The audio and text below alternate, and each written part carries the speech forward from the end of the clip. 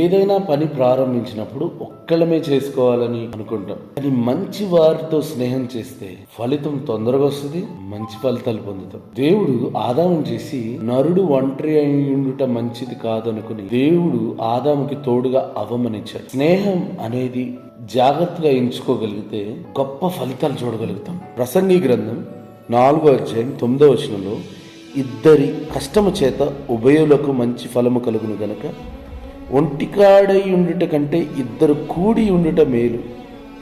వారు పడిపోయినను ఒకడు తనతోటి వానిని లేవనెత్తును, అయితే ఒంటరిగాడు పడిపోయిన ఎడల వానికి శ్రమయే కలుగును, వానిని లేవనెత్తువాడు లేకపోవును. కష్టపడేవారు గురించి ఇక్కడ మాట్లాడుతున్నాడు. కష్టపడే ఇద్దరు కలిసి పనిచేస్తే ఒకడు పడిపోయినా ఇంకోటి తోడుగా ఉంటాడు.